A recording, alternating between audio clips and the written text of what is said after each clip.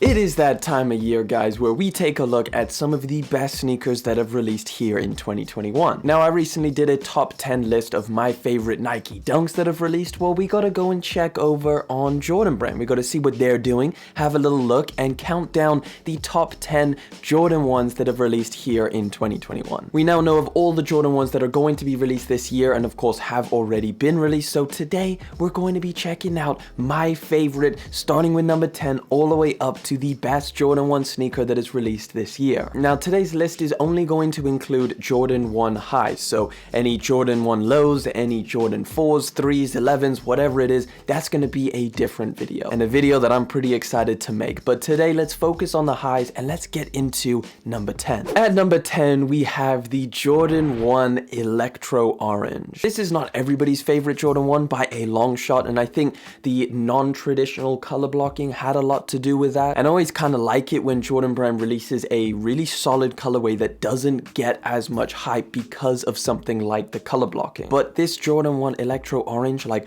just the colors on it in general, are just so clean. It's predominantly white and black with some orange accents, and I think for summertime this sneaker goes hard. Not to mention the materials on here are actually really decent as well, so it's not only just a really nice colorway, but it also feels great when you're wearing it. Number 9 on my list is the Jordan 1 Neutral Gray. Look, this is arguably the most wearable Jordan 1 sneaker. I mean, it's pretty much all over white with some gray accents. It's just an easy sneaker. I mean, you can throw these on with so many different outfits. Now, there is some really interesting things about this sneaker. First off, the material choice feels pretty good and pretty different to a regular pair of Jordan 1s. Of course, it is modeled after the 1985 cut of a pair of Jordan 1s, so it's slightly different and just feels like a little bit of a change up from a regular pair of Jordan 1. So I do really like the neutral grays. At the number 8 spot, we have the Jordan 1 Trophy Room. Oh yes, the freaking Trophy Room Jordan 1s. Honestly, I was this close to putting this sneaker as an honorable mention or like number 10 on this list,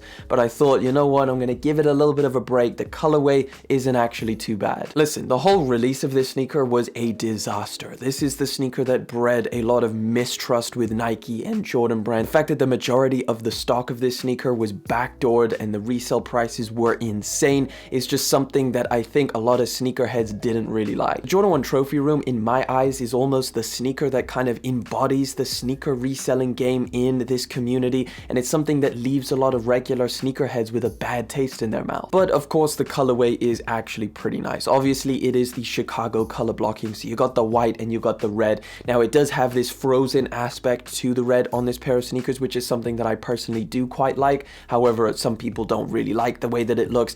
In general, I think it's a nice looking pair of sneakers, but it's just definitely not a pair of Jordan 1s that I'm a huge fan of. Number 7 on the list is the Jordan 1 Patent Bread. These definitely had to be on the list. Now, where they line up on your list is more of a question of how much do you like patent leather on a Jordan 1. Like, the color blocking is one of the most popular color blockings that you can get on a Jordan 1. It's black, it's red, it looks clean, and it definitely goes well with this silhouette. But of course, this Jordan 1 comes entirely made of patent leather, gives it that shiny look, which is something I'm not a huge fan of. Plenty of people who can pull these off and make them look super dope, but for me personally, it's just not something that's my favorite, so it definitely stays at number 7 on the list. Number 6, a sneaker that released fairly recently and one that I am a huge fan of, but not too many people agree with me, the Jordan 1 Bordeaux. This is a really solid pair of Jordan 1, and I think a big reason of why people are not too hot on this pair of sneakers, honestly, is the silver Nike swoosh. Now again, I love sneakers like this, just like the Electro Oranges. There's something that's very small that people don't really vibe with,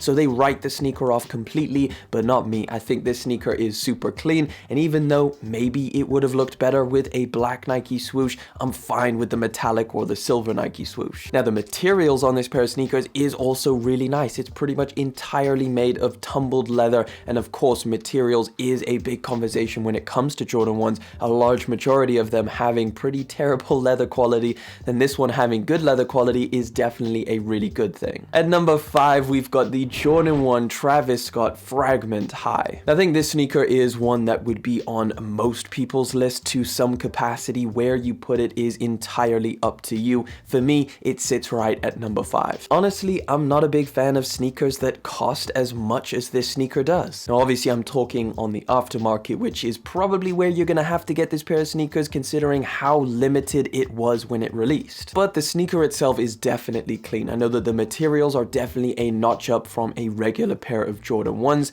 They look relatively cool. The white and the blue goes together really nicely, and one of my favorite aspects of this sneaker, honestly, is the fact that it was inspired by an unreleased sample of a Jordan 1. And number 4 on the list, we got the Jordan 1 UNC or University Blue. You know, we've actually seen this light blue or UNC color on a lot of different Jordan 1s this year, so it definitely is something that Jordan Brand kind of lent into here in 2021, and I think that the way that they did it on this Jordan 1 is almost perfect. The color blocking on this UNC Jordan 1 is phenomenal. It looks great. It's got the nice light blue contrast with the white, with the black Nike swoosh. If they added a metallic one, you guys wouldn't like this sneaker as much, but overall, I think this is a very, very solid Jordan 1. All right, I got 3 Jordan 1s that are hitting this honorable mention list. We're gonna rattle through them before we get into my top 3 favorite Jordan 1s of 2021, and let's start with the Jordan 1 Patina. Listen, this is a sneaker that I think a lot of people really don't like, but not me. I actually quite like the Jordan 1 Patina. I think it looks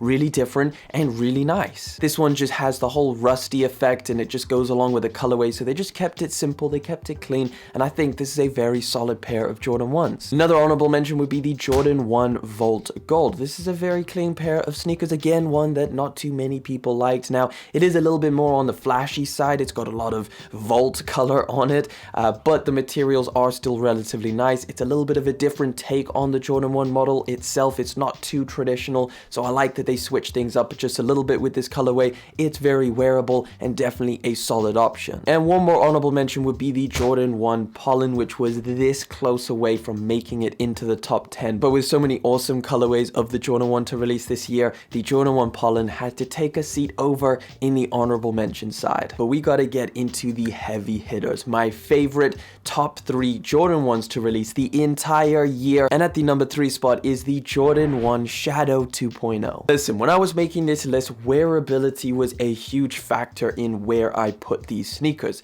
and the Jordan 1 Shadow 2.0 is an incredibly wearable pair of shoes. Colorway to me just looks like a pair of Jordan 1s that you want to step into and you can just beat the hell out of them, and they just get better with age. Yes, the colorway isn't perfect. Yes, the materials are maybe not the best, but I think the colorway and just how good these look on feet trumps all of that, and I think it's a very, very solid pair of Jordan 1s. At the number 2 spot, my second favorite Jordan 1 colorway to release in 2021 is the Jordan 1 Hyper Royal. Again, another light blue UNC style colorway to release here in 2021, and this is a phenomenal take on a pair of Jordan 1s. Now listen, I know a lot of you guys will probably think that the UNCs are better than this colorway. However, if I had to put them side by side and just have a look at which one would I wear more, I'm going to be taking the Hyper Royals. They're less saturated, so they're a lot more wearable. They have this really cool worn down effect to them. The way that the gray integrates with the light blue on this pair of sneakers just works together perfectly, and obviously it's one of my favorite Jordan 1 colorways to release here in 2021. And at the number 1 spot, guys, my favorite Jordan 1 to release here in 2021 is the Jordan 1